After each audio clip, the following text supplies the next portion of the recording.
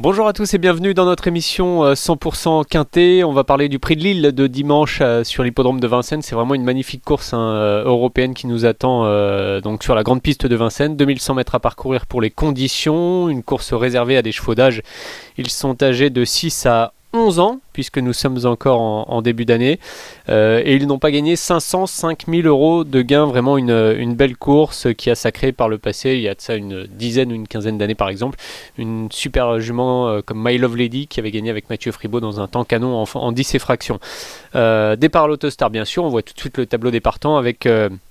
dès les petits numéros, des chances évidentes. C'est une course qui est quand même un peu fermée au niveau des gains, puisque certains très très bons chevaux n'ont pas le droit d'y participer, et donc c'est une belle occasion pour quelques concurrents. Global Trustworthy, on va en reparler, pour Alessandro Gocciadoro, a réalisé de belles choses ces derniers temps. Fric Ducherne le 2, c'est lui le plus riche de la course avec 494 945 euros de gains, donc vraiment un engagement qui tombe à pic.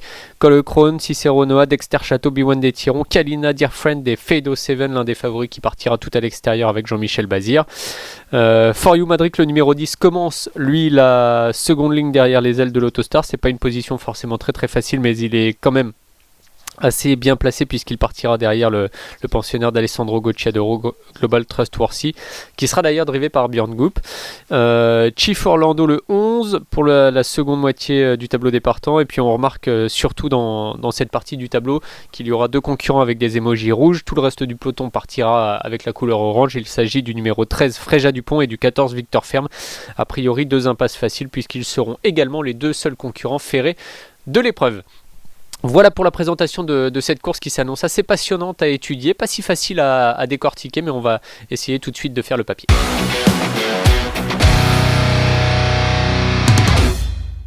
Et donc on commence avec, comme d'habitude, des chevaux classés dans un ordre préférentiel. Alors moi j'ai vraiment une préférence pour le 9 Fado 7 qui malgré tout va devoir faire un effort en partant avec son numéro 9. Il va devoir réaliser une grande perf pour gagner, mais je le pense capable de faire ce genre de performance. Fado 7, alors ce qui me conforte un peu dans mon idée, c'est qu'il est drivé par Jean-Michel Bazir, qu'il a laissé notamment à Jos Verbeek pendant la saison 2021 pour le Tour européen, où le cheval a gagné quelques belles courses. Il est revenu cet hiver, il a été drivé par Franck Nivard. On va revenir tout de suite sur ce prix de Blois dans quelques instants, mais avant je vais vous parler d'une stat avec Jean-Michel Bazir au sulky qui est vraiment très bonne, puisque ces deux-là ensemble ont couru à 21 reprises pour 12 victoires et 5 places parmi les 5 premiers. C'est 81% de réussite entre Fado 7 et Jean-Michel Bazir lorsqu'ils sont associés, donc vraiment une top association. Le cheval est plaqué devant, déféré des postérieurs.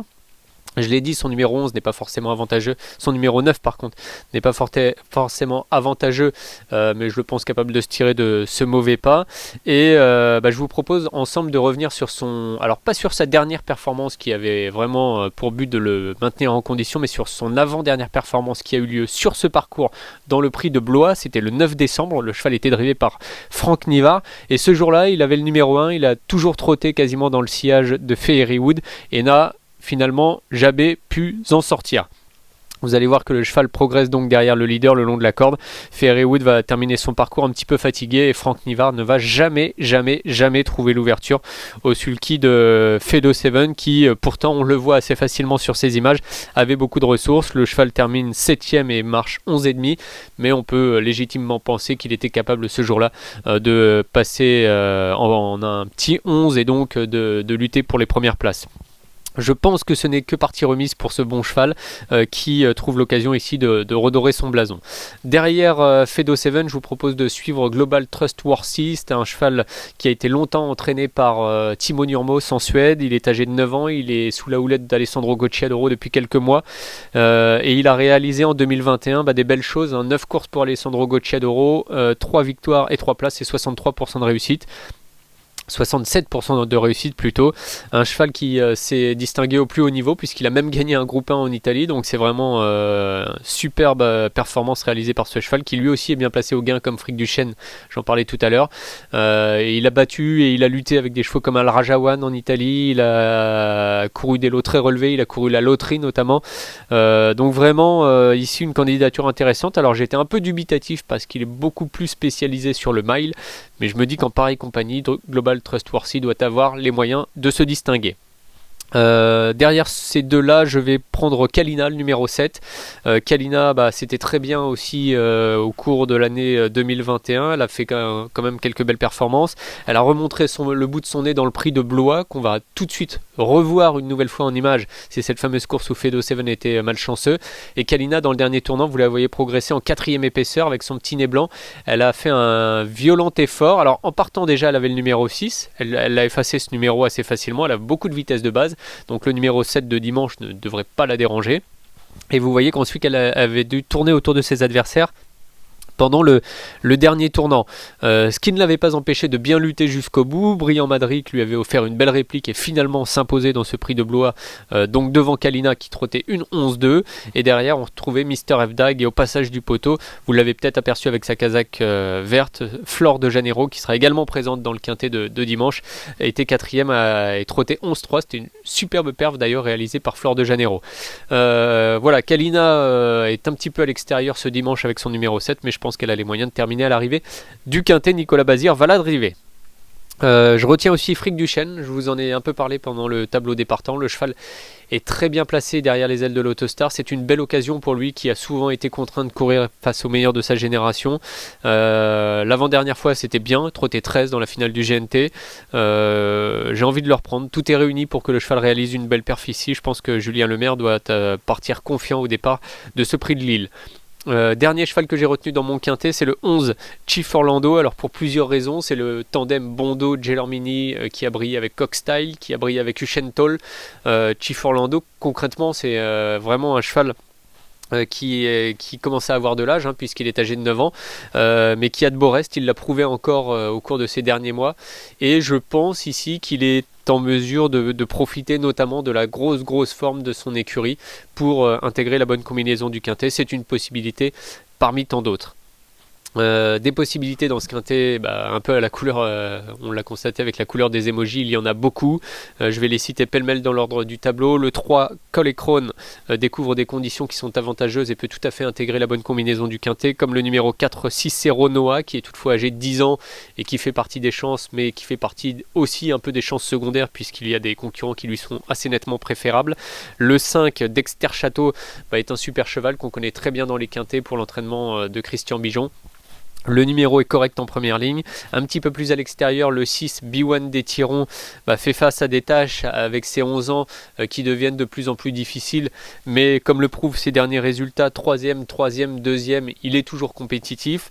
Le numéro 8 à l'extérieur, Dear Friend, alors ça c'est une super jument, 2e du prix Helen Johansson l'année dernière, qui a réalisé un second semestre 2021 un peu moins flamboyant, raison pour laquelle je vais la prendre sur le bout des doigts, d'autant qu'elle est très à l'extérieur.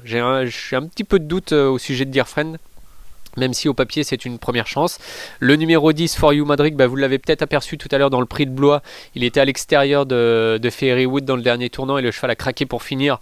Le parcours n'avait peut-être pas été optimal ce jour-là, en tout cas il s'est refait un peu la cerise comme on dit en allant du côté de Cagnes-sur-Mer en prenant une 2e place. C'est forcément un peu plus dur à Vincennes. Le numéro 12, Flore de Janeiro, était somptueuse dans ce prix de Blois, que l'on a vu à 2 reprises tout à l'heure en image. Elle n'aurait qu'à répéter pareille performance en trottant un petit 11 pour finir à l'arrivée. Tout sera une question de parcours cependant avec ce numéro. Le numéro 15, Gospel Pat, alors candidature très intéressante puisqu'il s'agit de l'un des plus jeunes. C'est d'ailleurs le seul 6 ans de la course et Gospel Pat, malgré son numéro 15, bénéficie il faut lui accorder beaucoup de crédit je pense.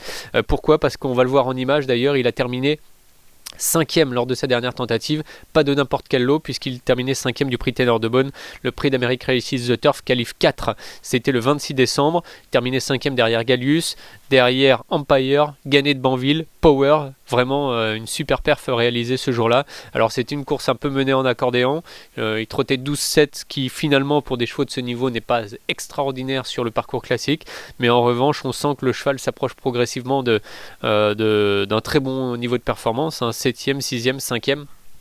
Et là donc cette performance qui arrive avec ce prix de Lille. Numéro désavantageux, mais attention à Gospel Pat. Et puis je termine avec Baron Deidou, le numéro 16. Là aussi une candidature qui peut retenir l'attention. Mathieu Abrivard, qui fait son grand retour ce week-end sur le sulky, sera particulièrement à surveiller dans ce quintet, puisque Baron Deidou, du haut de ses 11 ans, conserve de très beaux restes. 2 impasses, le 13, Fréja Dupont, et le 14, Victor Ferme. Voilà, il est temps maintenant de faire le bilan de toute cette analyse et de passer donc à la rubrique Notre choix.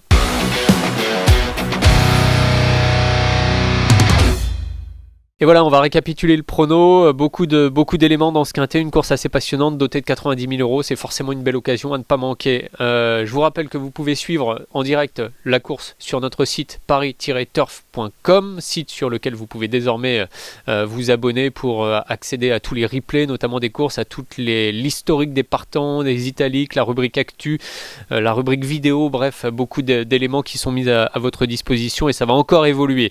Le prono de cette course, le 9 Fedo 7 devant l'As Global Trustworthy, le 7 Kalina, le numéro 2 Fric du Chêne et je termine avec le 11. Il s'agit de Chief Orlando, c'est un coup de poker. J'aime beaucoup aussi Gospel Pat, le 15, c'est un regret. Je vous conseille aussi de suivre dans cette réunion le numéro 1, Hidalgo du Rib, dans la 3e course, un super cheval 2007 déféré des 4, assez rarement d'ailleurs déféré des 4 ce cheval là, mais qui a beaucoup de potentiel. Il affronte forcément un lot de qualité, mais il a les moyens de bien faire. Et puis surtout, je vous rappelle que ce dimanche à Vincennes, on a une magnifique réunion sous les yeux, avec bien sûr le prix du Calvados à 16h25, c'est la dernière répétition avant le prix de Cornulier, entouré à 15h50 et à 17h des prix Maurice de Guest et du magnifique prix Charles Tiercelin avec Colmise de Brise, avec Idéal Lignerie, avec Chucky Rock, vraiment une somptueuse affiche aux alentours de 17h. Je vous donne rendez-vous très vite dans une nouvelle émission 100% quintet, ou sinon bien sûr sur l'hippodrome de Vincennes ce dimanche peut-être. Salut à tous.